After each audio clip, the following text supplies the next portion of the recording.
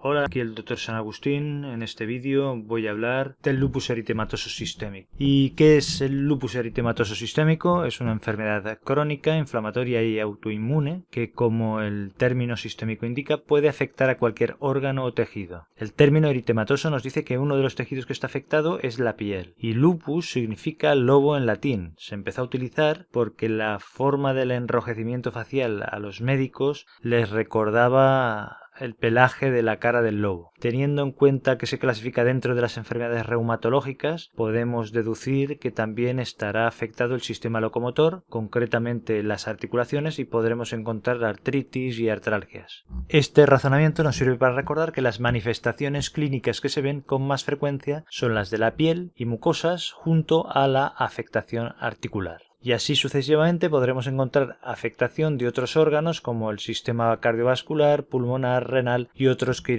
iré comentando en el vídeo. ¿Cómo evoluciona? Su evolución es en forma de brotes y remisiones que puede variar mucho en su intensidad y puede manifestarse de una forma clínica y serológica muy variada. Esto puede ser muy diferente entre distintos pacientes con la misma enfermedad y además se puede solapar con otras enfermedades autoinmunes. Esto nos complica el tema y hace que el diagnóstico a veces sea difícil. Por eso hay unos criterios clínicos y serológicos que se deben valorar para establecer el diagnóstico y que después comentaré. A pesar de la variabilidad a nivel individual, la presentación clínica y serológica que aparece al inicio de la enfermedad es la que seguirá apareciendo durante el resto de la vida. Es decir, que en el mismo paciente seguirá el mismo patrón de presentación. ¿Cómo afecta según el sexo, edad y grupo étnico? Es más frecuente en mujeres en edad fértil, entre los 14 y los 40 años, y afecta 10 veces más a las mujeres que a los hombres. Se ve con más frecuencia y gravedad en la raza negra, después en asiáticos y por último en la raza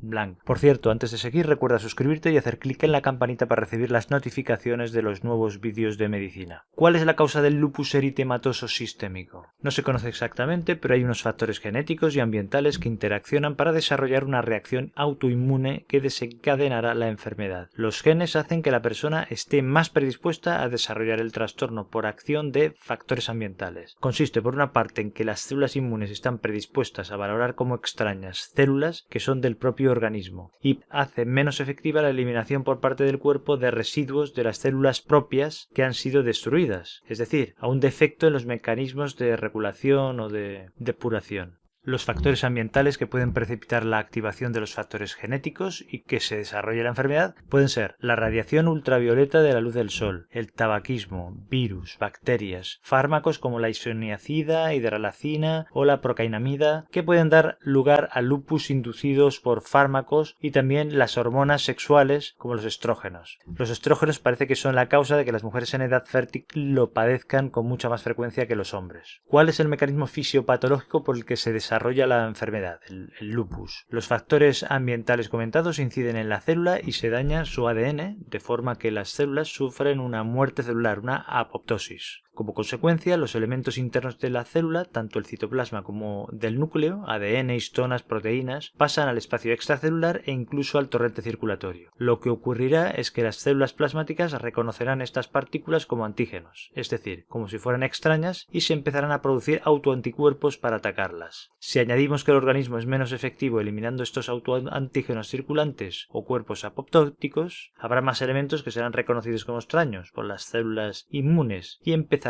a producir más autoanticuerpos. A estos autoanticuerpos se les llama anticuerpos antinucleares porque atacan partículas que proceden del interior del núcleo de las propias células destruidas. Es decir, a estas partículas se les llama antígenos nucleares y a la reacción autoinmune contra ellas se les llama anticuerpos antinucleares. Los anticuerpos en condiciones normales se unen a agentes infecciosos o tóxicos externos, pero en el caso del lupus se unen a estas moléculas o partículas del propio organismo. La consecuencia es que se forman inmunocomplejos o complejos antígeno-anticuerpo que circularán por la sangre y acabarán depositándose en capilares de la piel, articulación, riñones, corazón y muchos otros tejidos. Esto atrae otra vez a más células del sistema inmunitario y se activa el sistema del complemento que dará lugar a una reacción inflamatoria en los tejidos afectados. Este es el origen de la sintomatología del lupus. A estas lesiones causadas por inmunocomplejos antígeno-anticuerpo se llaman reacción de hipersensibilidad tipo 3. A su vez, durante este proceso en muchas ocasiones también aparecen anticuerpos anticuerpos contra los eritrocitos y leucocitos y otras estructuras que propiciarán su fagocitosis y que sean destruidas, desencadenando síntomas adicionales. Esta es una reacción de hipersensibilidad tipo 2. ¿Y con qué síntomas suele presentarse el lupus eritematoso sistémico? El caso clínico más frecuente es el de una mujer en edad fértil que presenta una erupción eritematosa cutánea en la cara, artralgias, es decir, dolores articulares y fiebre sin causa aparente. La piel y las articulaciones son la afectación más frecuente, seguida de los síntomas generales y también los llamados constitucionales.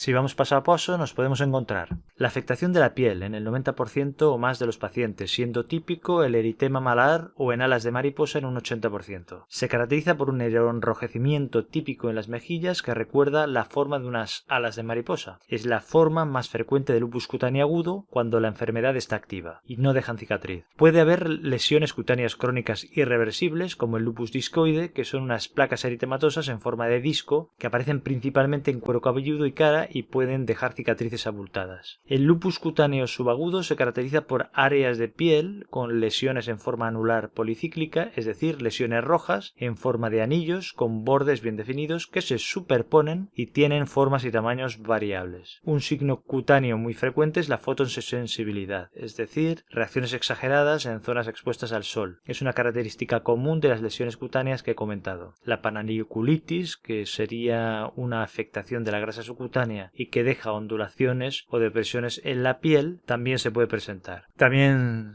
puede haber úlceras en la mucosa de la boca o incluso la nariz. Pueden presentar alopecia, fenómeno de Raynaud o urticaria. La afectación de las articulaciones se da en un 90% de los casos. Es habitual la presencia de artralgias y en algún momento suelen presentar artritis. Normalmente afecta a manos, pero también a muñecas, codos, rodillas y pies. Las mialgias también son frecuentes. Los síntomas constitucionales o generales se dan en un 80% de los casos. Astenia, fiebre continua sin causa aparente, pérdida de peso. Esta sintomatología es muy inespecífica y obliga a descartar infecciones o neoplasias. Se puede afectar el riñón causando la nefritis lúpica en casi un 40% de los casos, puede darse en forma de diferentes tipos de glomerulonefritis y la presentación clínica es variada. Puede ser asintomática, haber hematuria con o sin proteinuria o aparecer en forma de una glomerulonefritis rápidamente progresiva. Otra forma de presentarse es la serositis, que es la afectación de la serosa, que es la capa externa de los órganos. En el caso del pulmón afectaría la pleura, dando lugar a pleuritis en un 10% de las ocasiones y puede llegar a dar una insuficiencia respiratoria. En el caso del corazón afectaría al pericardio,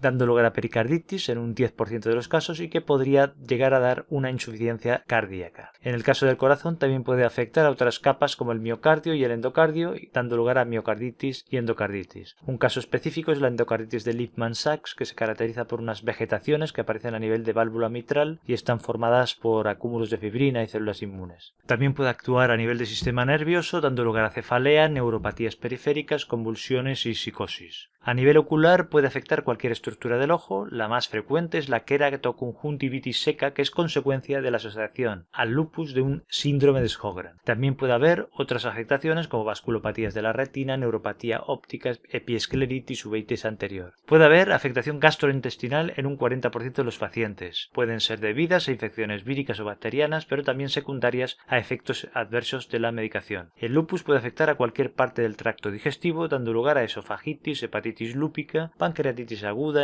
enteropatía con pérdida de proteínas, peritonitis o isquemia y vasculitis mesentérica. Hay trastornos hematológicos que también se pueden presentar y son bastante frecuentes y pueden afectar tanto a eritrocitos, leucocitos o plaquetas. Podemos encontrar una anemia por enfermedad crónica. También puede deberse a hemólisis o secundaria afectación de órganos por parte de la enfermedad, nefropatía, hemorragias. La leucopenia se da en el 50% de los pacientes y puede ser secundaria a una neutropenia o a linfopenia. También puede haber una plaquetopenia o trombopenia que suele ser ligera. En casos en los que la enfermedad está activa también puede haber esplenomegalia, adenopatías. Podemos también encontrar comorbilidad, es decir, asociación con otras enfermedades. Puede haber inmunodeficiencias, osteoporosis, necrosis vascular, fibromialgia, enfermedades tiroideas o el síndrome antifosfolípido. Si se asocia al síndrome antifosfolípido puede haber episodios de trombosis o abortos espontáneos. Los pacientes con lupus también pueden presentar complicaciones infecciosas graves a nivel de la piel, del aparato respiratorio y urinario hasta en un 50% de los casos. Suelen ser debidos a infecciones bacterianas, pero también a infecciones micóticas oportunistas secundarias a la terapia inmunosupresoria. En el caso de que encontremos fiebre en un paciente con lupus, siempre hay que descartar el que haya una infección, incluso una neoplasia, y no atribuirlo directamente a la propia enfermedad.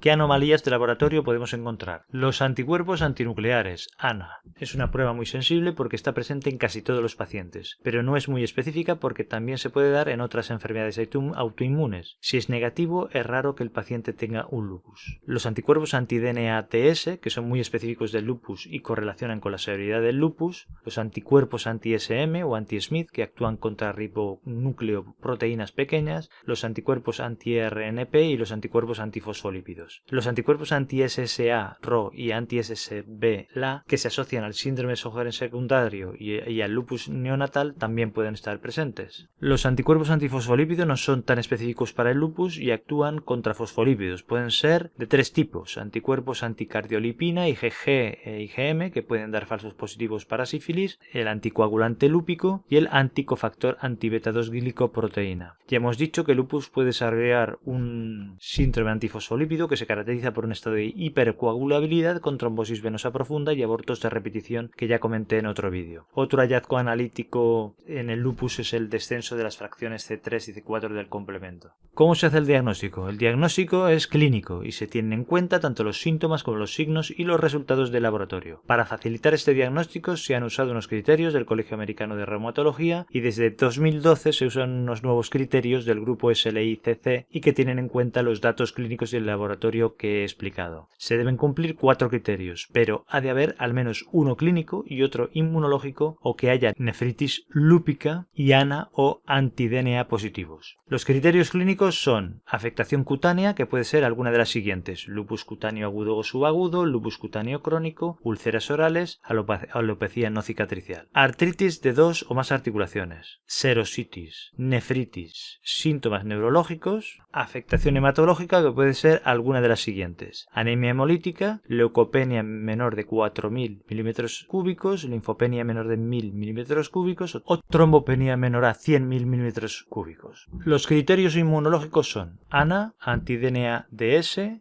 anti-SM, complemento bajo, test de Coombs directo y anticuerpos antifosfolípido. Teniendo en cuenta esto, está claro que, como siempre, habrá que hacer una anamnesis, exploración física por aparatos y las analíticas de sangre y orina correspondientes. También se pide una radiografía de tórax y un electrocardiograma y las pruebas adicionales necesarias según la sospecha de lesiones en otros órganos. ¿Cómo se hace el seguimiento? Lo normal es que la sospecha empiece en atención primaria y el diagnóstico definitivo y seguimiento se hagan en reumatología o medicina interna. El control será multidisciplinar e intervendrán diferentes especialidades en función de la forma en que evolucione la enfermedad de los órganos dañados. Al principio puede que el diagnóstico no sea claro, pero hay que informar al paciente de la sospecha, el curso en forma de remisiones y brotes y de posibles síntomas futuros. Esto hace imprescindible un seguimiento que idealmente debería ser cada 3 o 6 meses. ¿Cómo se hace el tratamiento? Lo primero que interesa es la prevención para evitar en lo posible los brotes y, si estos aparecen, que sean lo menos intensos posibles. Ya he comentado que habrá que hacer un seguimiento multidisciplinar de la enfermedad para detectar posibles complicaciones. Es importante que el paciente adopte una postura activa y se haga responsable del control de su enfermedad. Se aconseja evitar la exposición al sol, llevar unos hábitos de vida saludables en cuanto a dieta, ejercicio físico y evitación de tóxicos, y controlar los factores de riesgo cardiovascular. En cuanto al tratamiento farmacológico, se utilizan fármacos según la gravedad del proceso o las complicaciones: hidrocloroquina, antiinflamatorios no esteroideos, corticoides, inmunosupresores como metotrexato, azatioprina, micofenolato y ciclofosfamida. Tratamientos biológicos como el belimumab o el rituximab en casos rebeldes. Y eso es todo, espero que te haya gustado. Recuerda suscribirte y darle a la campanita para recibir las notificaciones de los nuevos vídeos de medicina y compartir en redes sociales. Si tienes alguna duda, algún comentario, lo puedes dejar en la parte de abajo del vídeo. Muchas gracias y hasta el próximo vídeo.